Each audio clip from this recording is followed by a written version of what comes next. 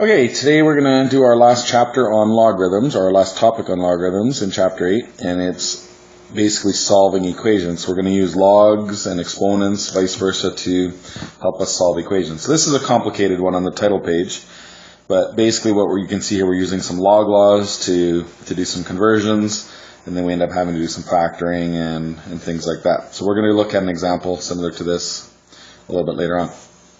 So basically, in terms of solving equations, there is no new material. We basically want to use everything we've learned so far to help us solve these equations. So here's a couple of tips. First thing is use log laws to change them into single logarithms. So if you get a question that has more than one log, so if I gave you log base 2 of 7, and we went log base 2 of 3, and that was equal to, say, 5 or something like that, we would use the log laws to put those together. So we'd combine the left-hand side to be 7 times 3 would be 21.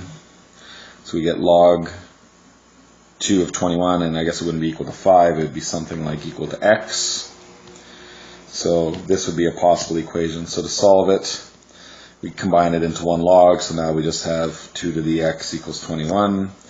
We could solve that, or we could just leave it as a log and do log 21 divided by log 2.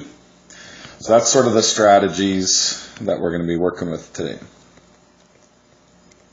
So that's how I would do that one. Go log 21 divided by log 2, and whatever that decimal is, you're done. So you want to combine the logs to get into one, and then the next thing you want to do is try to get your left and right hand sides either to be the same in terms of a log or an exponent, or we're going to usually change from a log to an exponent or vice versa. So this is a little bit hard to understand here, but what I'm writing here is basically, if you try to get your left and right equations to have the same log base, then the tops have to be the same. So for example, if we use this log 2 of 21 in our previous example, if that was equal to log 2 of x, if we could rearrange our equations so that both sides had both log 2's, that means then 21 would equal x.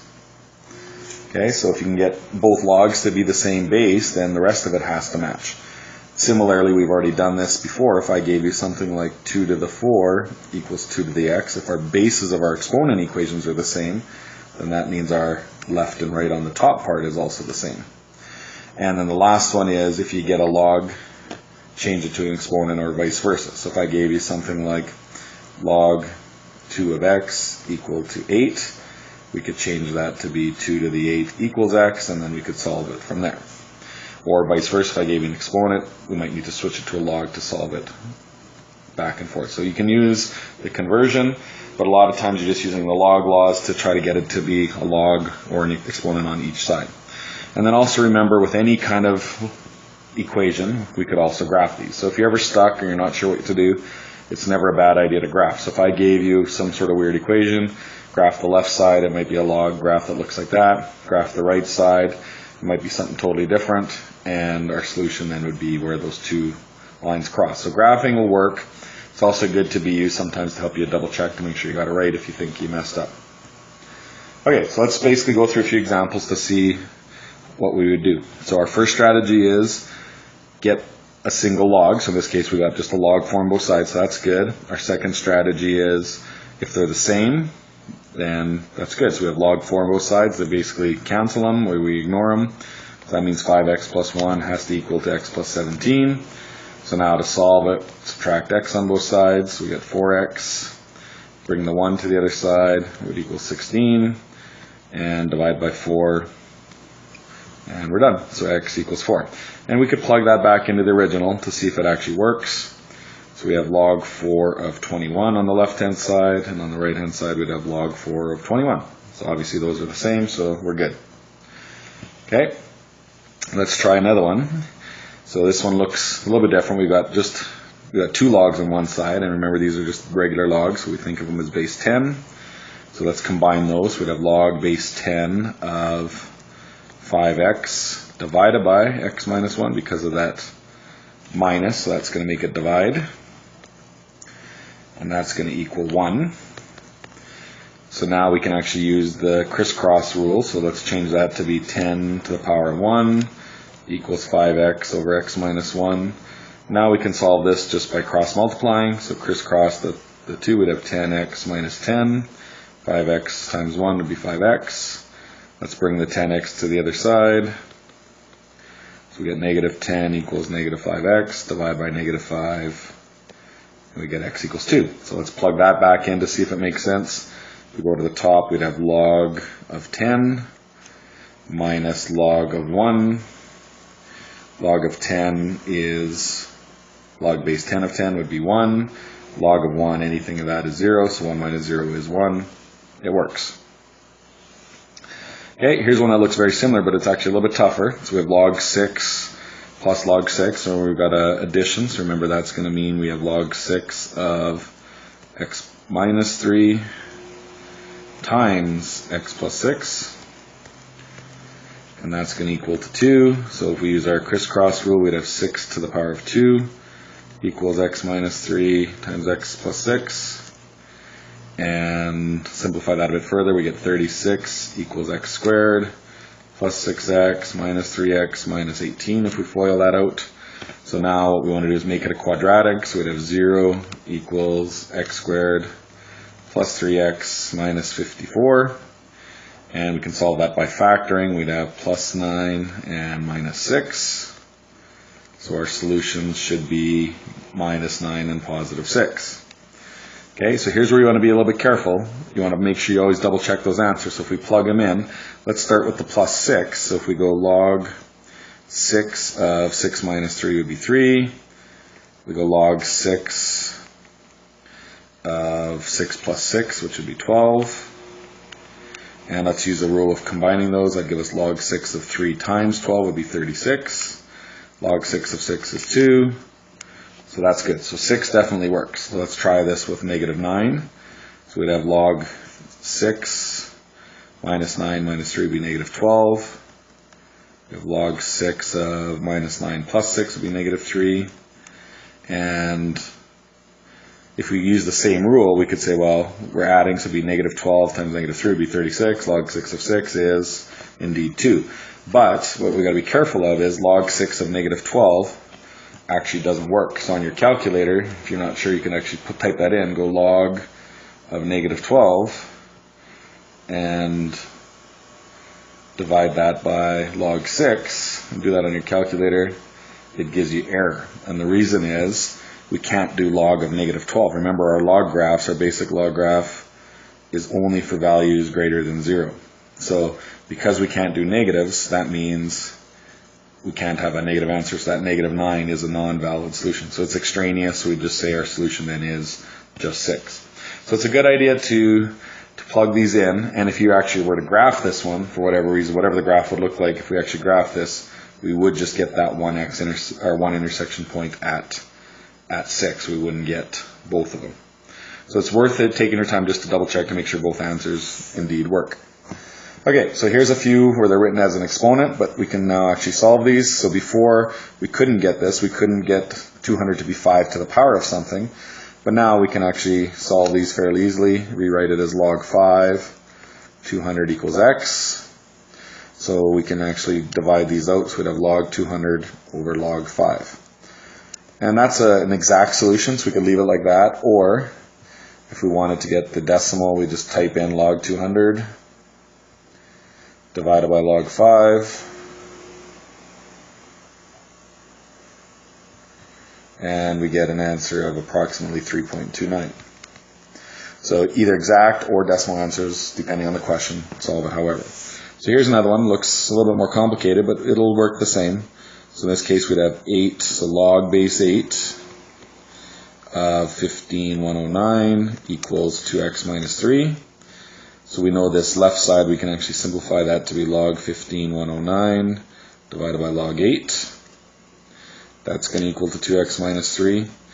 And our exact solution would be, we would have to add 3, so we'd go log 15109 divided by log 8. That's just going to be some sort of decimal. We would add 3 to that, and then we'd end up dividing by 2. So that would be our exact answer, but if we wanted the decimal, it's pretty easy to do. Just plug that all in. So go log 15109 divided by log 8. So that works out to 4.6. So 4.6 plus 3 would give us 7.6 divided by 2. We get 3.81 roughly. Okay, so sometimes the exact solutions are a little bit bulky because we're dealing with logs, but whether you write the exact or the decimal, it really doesn't matter. Okay, here's another one that looks a little bit more complicated, but it actually works out almost the same. So you want to crisscross these two, so just pick one side or the other, it doesn't matter which one. So let's leave the left-hand side. So we'd have log base 3, and now that's going to be 7 to the x plus 1, and that's going to equal to 2x. So we have all of this, so now we have that rule, if we have an exponent, let's bring it down in front. So let's do that first. So we'd have x plus 1 times log 3 of 7. So we want to solve it for x, so we could actually FOIL these out. So we'd have x times log 3 of 7, and then we'd also have 1 times log 3 of 7. So in terms of an exact solution, this is what we would get. So it's a little bit harder to do this one exact, but I'll continue with it just so you can kind of see how it would work. So now what we'd have to do is we'd have to actually bring the x log 3 to the other side.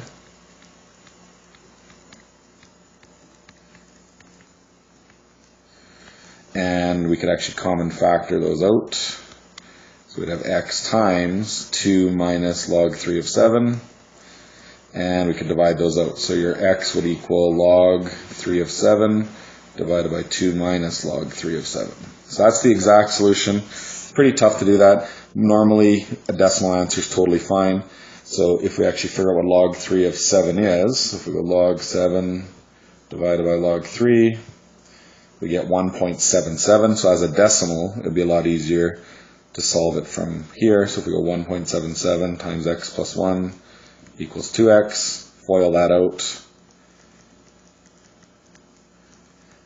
and subtract the 1.77x, so we get 1.77 equals 0.23x.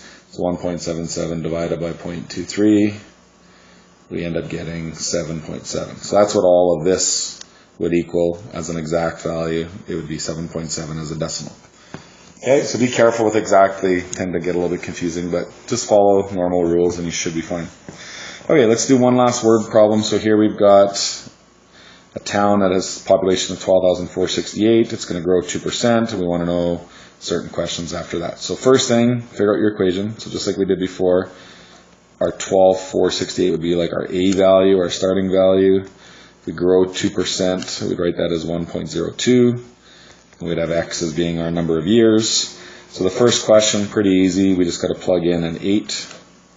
So go 12,468 times 1.02 to the 8. So we can just type that in directly. We don't have to do any rearranging. So if we do all that, we get 14,608. So after 8 years, our population is now 14,608. The second part of the question is a little bit harder because we have 20,000 equals 12,468 times 1.02 to the x. So we're looking for x this time. So first step would be divide by the 12,468. And let's just do that as a decimal. So 20,000 divided by 12,468 gives us 1.604 equals 1.02 to the x. And this one we can solve it by doing logs. We could rearrange it, do our crisscross rule, but here's another little trick that comes in handy. When you get it to a situation like this, we can actually just do the log of both sides. Just like on a normal equation, you can square root both sides, you could double it, you could subtract on both sides, whatever the case is. So in this case, if we just put a log in front of both numbers, so we'd have log 1.604, we'd have log 1.02 to the x. And then we can use that rule where we can bring that x down in front. So we'd have log 1.604 equals x times log 102. And then we can just divide by the 102. So we just get log 1.604 divided by log 1.02. That's going to equal x, which would be the same. If we actually rearrange this equation using the crisscross idea, you'd have log base would be 1.02, crisscross would have 1.604 equals x, and then from there we would divide it out anyway. So there's a couple different ways of attacking these, but you get the same solution either way. So if we actually do that, if we go log of 1.604, divide that by log 1.02, we actually get 23.86 years. So roughly 23.9, or about approximately 24 years, would be when that population would hit 20,000 people. And that's all.